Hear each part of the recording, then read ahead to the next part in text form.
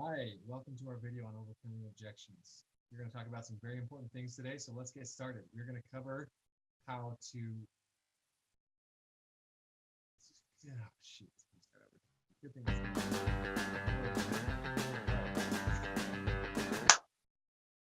Hi, welcome to our video on overcoming objections. Today we're going to cover a lot of important things about overcoming objections, so let's just jump right into it. So the big topics are mindset, first of all, about overcoming objections. Then we're going to talk about clarifying questions, how to find out if you're answering the actual real issue, or if you're just talking about something that they really don't even care about.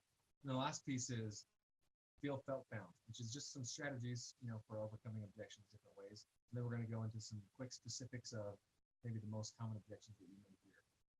When it comes to overcoming objections, you need to have the correct mindset before the objections come. Now, a lot of times we have the idea or we have the correlation of objection with rejection in our minds. And it makes it so when we hear those objections, we immediately think they're saying no to us personally. We take it as a rejection, and it's kind of hard to deal with, right? We want to make sure that we separate those things. Objections are not rejections. An objection is simply a petition for more information. They're just asking you because they're not 100% clear on whatever it is. They have an objection about, oh, I'm not sure if my husband's going to like this. Because they're wanting more information. They're saying, oh, tell me why my husband is going to be interested in this, right?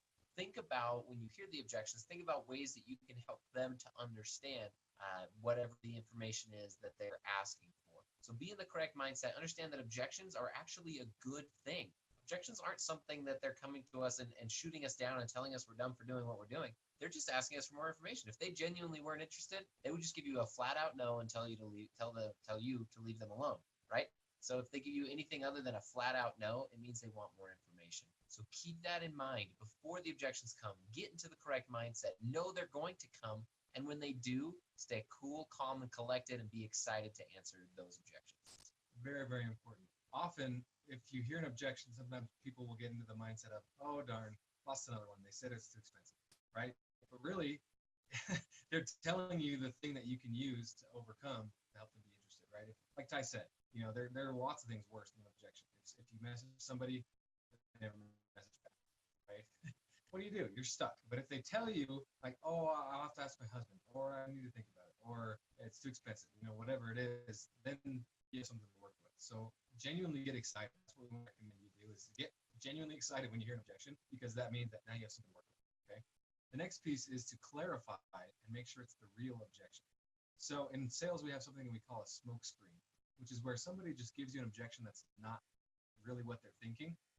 I'm sure you've all, maybe not all of you, because some of you are just really awesome, genuine, honest people. But let's say, for example, you walk into a department store and you kind of know what you want to buy, but you're not exactly sure, but you know you want to buy a coat. And then the salesperson comes up and says, hey, can I help you? You say, no, I'm looking, right? But in reality, you really do want to buy a coat and you don't know exactly which coat you want to buy. He really could help you out. But our initial reaction is just to say no. People like that. If somebody comes and knocks on your door. Let's say a salesman comes and is trying to sell you solar panels, right? You might say something like, oh, come back when my husband's here. Or, oh, we're just renting. Or, actually, we already have that. Or something. You just make up an excuse so that he'll go away because you don't want him on your door. You don't want him to sell you stuff, right? That's what's called a smoke screen. And often people will give you smoke screens. And if you're treating them like real objections, then you're going to waste a lot of time and probably make them worse than they actually could have been. So often when somebody says, oh, that's too expensive, or that's a little out of my price range, or something like that, it's not the real objection. There's something else deeper going on. And if you just launch into a pitch about why it's not too expensive, then that will actually sometimes even make it worse. So what you want to do is make sure it's the real objection by something we call clarifying questions. And an easy example of that when it comes to, let's use the price example again. If somebody says, I can't really afford it, if you can say, yeah, that makes sense. Let me ask you this. If it weren't for the price, is there anything else that would keep you from getting started today? Simple clarifying question. That means, if there's something else besides the price that's keeping them back, then they'll tell you. Another easy one, just a couple quick examples here. If somebody says, oh, I need to talk with my husband, or, oh, I need to talk with my wife. A simple clarifying question could be, yeah, that totally makes sense. I wouldn't want you to sign up without talking to your wife, but let's assume if she were here and she just heard all of the things I just told you about, what would she say? What objections would she have, right? That's an easy way to clarify what's really going on in her head. So blow past the smoke screens and figure out what it really is before you start to try to overcome and solve that objection. So true. So you got the right mindset on.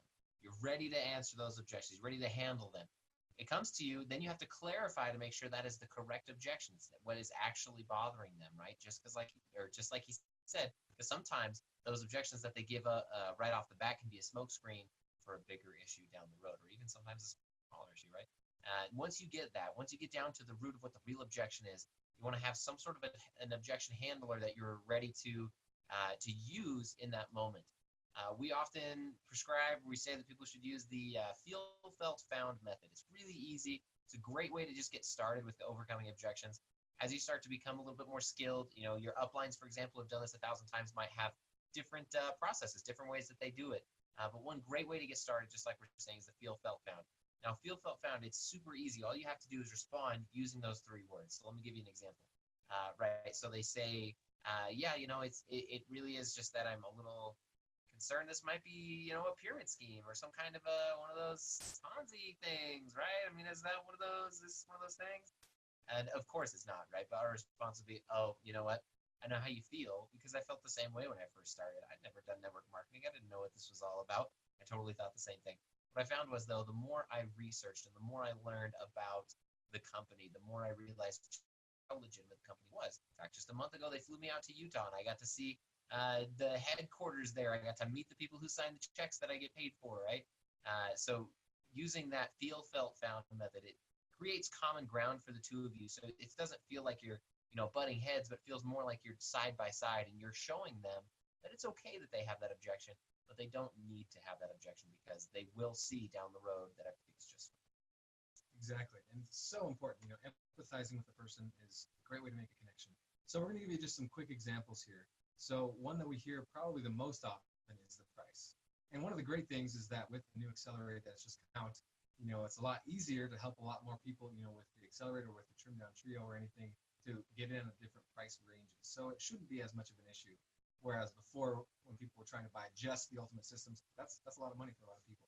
But sometimes it still is an objection, right? If people genuinely don't feel like they can afford it or they don't see the value, right?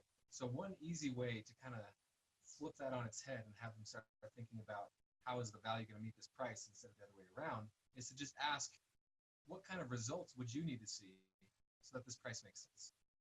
Because in their head, they've got some level of value that this amount of money means. Let's take an Ignite, for example. That's $349.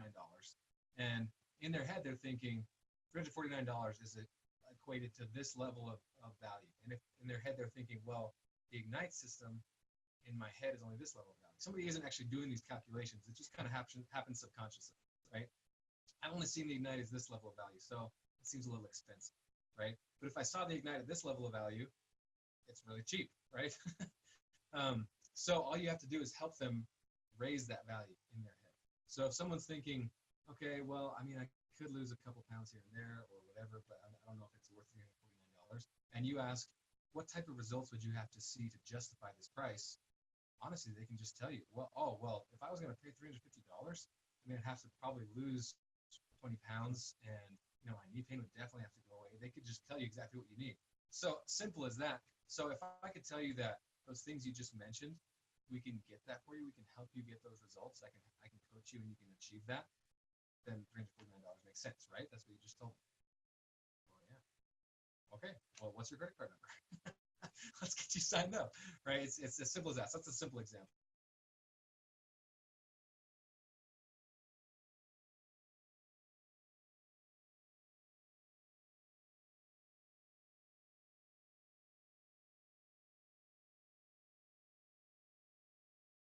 Right? No, I don't want to spend the most money possible. But if you're very open with them and just say, we have different kits that can meet different levels of goals, where would you want to get started? What fits your budget the best, right? What are you working with? What are you willing to spend on yourself? And we found that as you're having more open conversation with people, people are much more open to spending even more money on themselves sometimes than they maybe would have if we had just pitched a number straight to them. So keeping those conversations open and having it be an open dialogue about their goals and their budget is actually a very comfortable, calm thing, and it ends up helping you in the long run. Exactly. So honestly, we could go on and on and on. There's so many different objection handlers, so many different little verbiages that you can use to overcome different objections. But the most important parts are the things we talked about already, is the mindset, overcoming the real objection, and then empathizing with that person. So feel free to reach out to us. We'd love to help you out if you need specific verbiages. I'm sure your upline has a whole bunch of those, but if you need them, we would love to help. Anybody on our team would love to help. But thank you so much for watching our video. And that has been Overcoming Objections.